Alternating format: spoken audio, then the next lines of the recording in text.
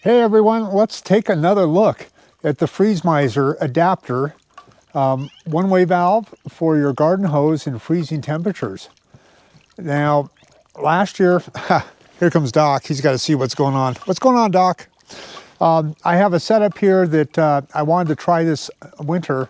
It's not going to work, and we can see why right behind me over my shoulder with this big puddle of water from the overflow. Now it's 27, 26 degrees Fahrenheit, right in that range.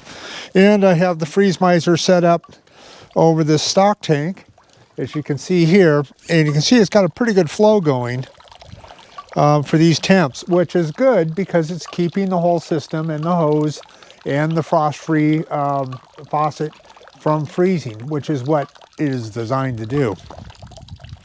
Unfortunately, though, as you can see from the tank overflow, we have a lot of water here. The ground isn't quite frozen, so it's not having an effect there as far as an ice sheet yet, but that will be coming soon. And we want to avoid that. It's not safe for Doc. He likes standing against this side of the barn outside during the winter time to get out of the northern wind. So that's his protection.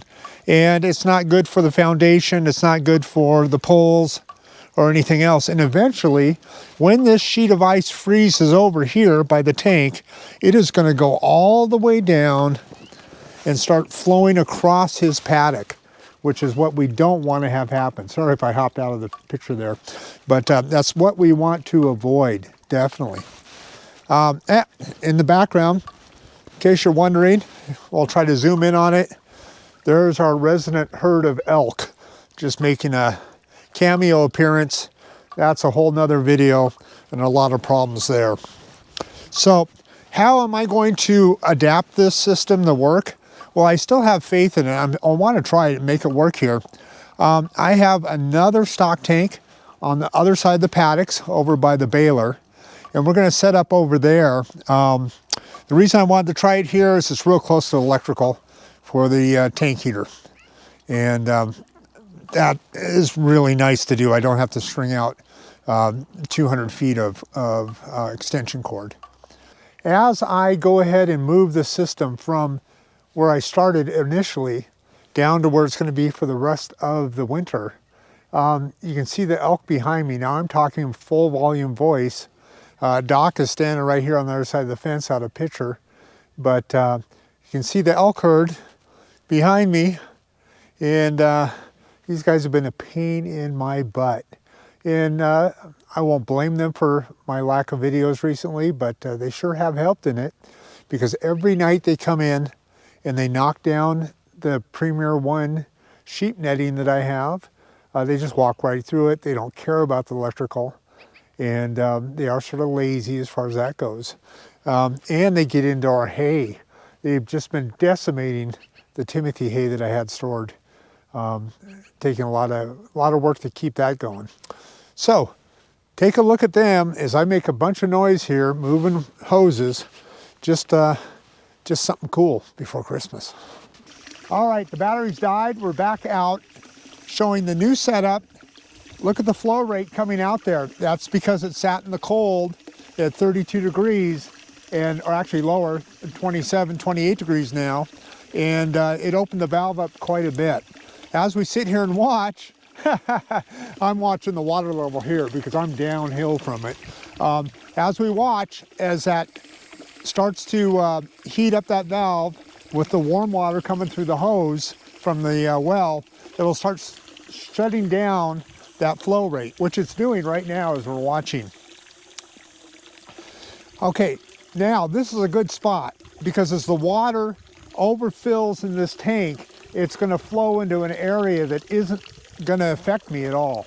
If it gets out here in the equipment park, no problem. We're not going to be out here until May of next year anyway. So any ice sheet that builds won't be a problem for the livestock. And as you can see, as the temperature now has gone up on the valve, on the Meiser, it is actually closing it down. That's the heat from the well water. And we're right at about the point where it's going to start coming over the edge and once again go that way and not into the corral. Some things to think about, very important. Your hose, make sure that it flows freely. It doesn't have kinks in it, because that's an area where it can conceivably freeze, where it's kinked up. And put your hose in an area that the equipment is already parked behind me. It's not going to be moved, like I said, and the hose comes from the faucet through the equipment out here, and that's wonderful, because I'm not going to have to drive over it or snow plow it or anything like that. There's no way it's going to catch. So now, as the temperature's gone up, and our well water is about 42, 44 degrees, it's closed off that valve, and just while we're talking here, it's going to open again as the air blows across it, and it probably will get the water going once again while we're talking. Oh, hey, I'm Steve. This is Kettle Haven Ranch, and thank you for joining me on this video. Be sure to check out our video description. I have links to Amazon if you want to buy one of these. I also have links for tank heaters, stock tank heaters also. Another thing you want to think about with this freeze miser is do not have it in the up, tilted up so the water can catch in there and clog it up. You want to have it tilted down a little bit like it is there. And you don't want to have it in the water, especially if you have a stock tank heater. That'd make it even worse. Now, as promised, as the freeze miser cools off, it is actually starting to open up and flow, as you can see, and it's not much, and that's fine with me. These temperatures, it shouldn't be. And that brings up another point. Remember, this was used last year, and it's not brand new out of the package. So it would not be unreasonable to think that possibly the freeze miser had clogged up a little bit, or it was sticky from last season when I was testing this product. Now that it's gone through a good opening and closing, it appears to be doing a reasonable rate on flow, unlike at the beginning of the video when it was really coming out, although it was a few degrees colder. So I'm happy with that. What else? What other benefits do we have with this product? It keeps the well pumping, which is a good thing and a bad thing. Bad thing, it costs money, and there's minimal wear on that. But on the good thing is it keeps the water during the wintertime moving through your lines. So this is coming from an irrigation pump that doesn't get used a lot in the winter. And some of the lines to keep the water flowing all the way through will actually help prevent freezing up your whole system.